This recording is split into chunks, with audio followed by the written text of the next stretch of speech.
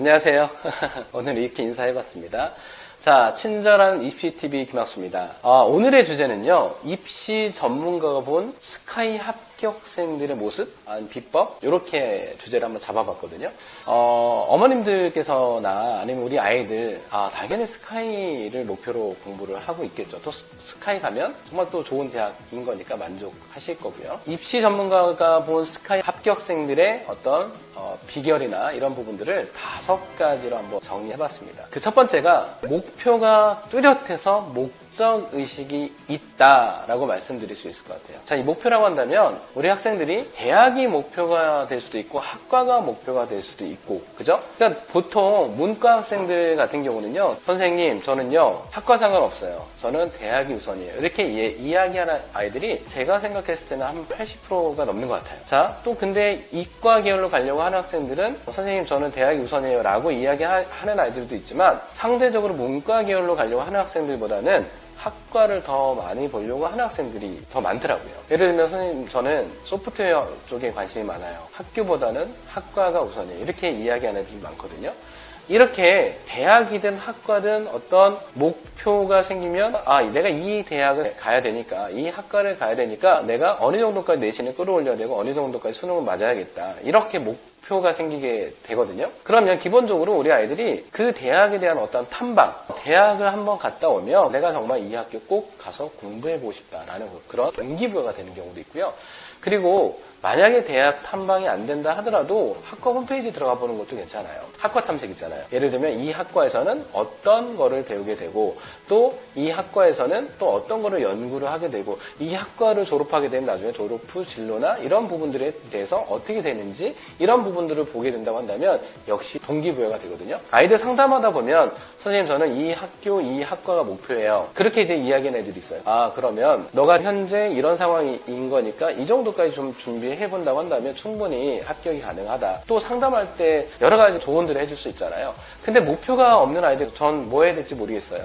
그러면 그냥 시간 때우듯이 공부하는 애들도 많아요. 그래서 일단 목표가 생기게 되면 그런 목적의식이 또 생기기 때문에 더 동기부여가 되는 그런 경우가 많습니다. 그래서 스카이 학생들의 공통점, 일단 하나가 원하는, 희망하는 목표가 있다. 이 부분을 첫 번째로 말씀드리고 싶습니다. 두 번째입니다. 그 손자병법의 모공편에 지피지기 100점 불태라는 말이 있어요. 100점 백승 많이 들어봤죠? 정확하게 손자병법의 모공편에 지피지기 100점 불태. 이게 무슨 뜻이죠?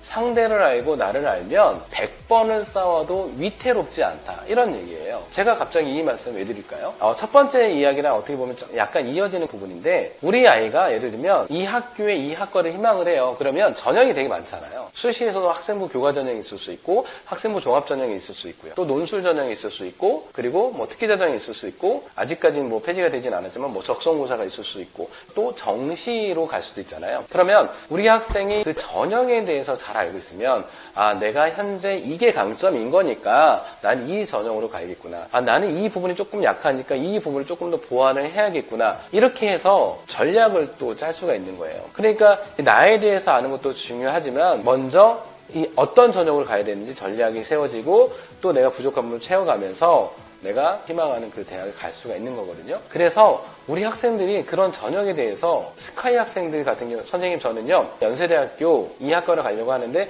저는 이 전형으로 가려고 해요. 이렇게 딱 전형에 대해서 잘 알고 있는 학생들이 있거든요. 그러면 그 전형 기준을 했을 때 뭐가 부족한지 알고 있기 때문에 그 부분을 정확하게 준비해서 합격까지 가는 그런 학생들도 많거든요. 자, 꼭 기억하셔야 됩니다. 두 번째, 지피지기 100점 불태. 자, 세 번째는요, 이 학생들이 이 부분에 대해서 많이 적용하면서 공부를 하고 있는지 잘 모르겠지만, 스카이 가는 학생들의 특징, 수업 시간과 쉬는 시간에 구분이 없다. 이 얘기를 하고 싶습니다. 얼마 전에 제가 상담을 하는데요, 한 학생이 이런 얘기를 해요. 선생님, 저는 지금 중3 학생입니다. A라는 학교랑 B 학교 지금 2개 중에 고민인데요. A라는 학교는 내신 받기는 되게 어려워요. 왜냐하면 실력 좋은 아이들이 많이 가거든요. 근데 B 학교는 내신 받기 되게 쉬운 학교래요. 들어보니까 맞아요. 근데 A라는 학교는 내신 받기 어렵지만 수업 시간이랑 쉬는 시간에 구분이 없이 수업 종이 딱 끝나는 종이 울려도 쉬는 시간에 똑같이 공부하는 애들이 많다. 면학 분위기가 되게 좋다. 근데 B라는 학교 같은 경우는 내신 받긴 쉽지만 수업 시간 내에서도 아이들이 집중하지 못하는 애들도 많고 쉬는 시간 되면 완전히 시장에 온 것처럼 쉬는 시간에 공부하기 어렵다. 그래서 두 개를 고민하는데 이 학생은 A라는 학교에 더 마음이 가 있는 상태예요. 제가 한 명의 사례를 말씀드려볼게요. 제가 그 하나고에 있을 때 실제 사례거든요.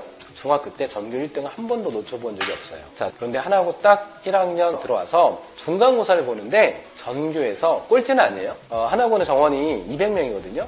200명에서 정확하게 100등 정도를 한 거예요. 아이가 충격을 받은 겁니다. 나는 중학교 3년 동안 전교 1등 한 번도 놓쳐본 적이 없는데 하나고 왔는데 딱 중간 정도 한 거죠. 그래서 충격을 받은 겁니다. 아이들의 충격을 받은 이후의 모습은 어떨까요? 크게 두 가지입니다. 더 열심히 하거나 아니면 포기하거나. 근데 이 아이는요. 본인이 딱 충격을 받고 내가 중학교 때 너무 안일하게 공부했구나. 그래서 쉬는 시간에도 정말 무섭게 공부를 합니다. 1학년 1학기 중간고사 마치고 기말고사를 딱 봤는데 등수가 올라갔어요. 한 20등 정도 올라간 것 같아요. 그런데 여기서 끝난 게 아닙니다. 고등학교 3학년 1학기 때 내신이 전교 1등을 하게 된 겁니다. 모든 선생님들이 다 놀랐죠. 근데 그 아이의 모습을 봤을 때 쉬는 시간에도 정말 무섭게 공부했습니다. 왜냐하면 내가 중학교 때처럼 공부하면 안 되는 거였구나. 그렇게 해서 결국에는 고등학교 3학년 전교 1등을 딱 찍고 서울대학교도 합격했고 카이스트도 합격했고 여러 개를 복수 합격을 했거든요. 자, 그래서 제가 말씀드리고 싶은 부분은 정말 스카이를 합격하는 학생들의 공통점, 수업 시간과 쉬는 시간에 구분이 없다. 우리 여학생들 쉬는 시간에 제발 같이 화장실 가지 마요. 왜 꼭 같이 가야 돼요? 같이 망하는 지름길이에요. 밥 먹으러 갈 때도요. 먼저 간다고 해서 먼저 밟고 먹을 수 있으면 가장 좋긴 하지만 줄을 또 서야 되잖아요. 한 10분 정도 있다가 밥 먹으러 가면 또 줄이 많이 없어진 상태니까 공부하다가 밥 조금 더 늦게 먹으러 가면 줄 서 있는 게 없으니까 막 5명씩 가서 밥 먹고 그러지 않았으면 좋겠어요. 이유는요.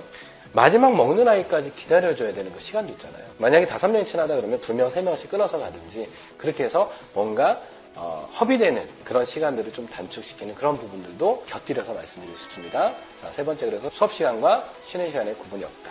자, 네 번째는 뭘까요? 네, 학업에 대한 욕심이 많다. 그리고 또 미루지 않는다. 우리 학생들이 잘 못하는 부분들이요. 예를 들면 내가 오늘 여기까지 계획을 딱 세웠어요. 어떤 학생들은 주 단위로 계획 세우고 또 하루 단위로 해서 계획을 쭉 세워가지고 그걸 이제 실천해 나가는 그런 학생들이 있잖아요. 근데 내가 오늘 여기까지 딱 하기로 계획을 세웠습니다. 새벽 1시까지 공부를 했는데 거기까지 다 하지 못했어요. 그럼 내일 하지 뭐. 이런 학생들이 있는가 하면 너무 무리하게 또 계획 세우면 안 돼요. 그럼 딜레이 될 수밖에 없으니까.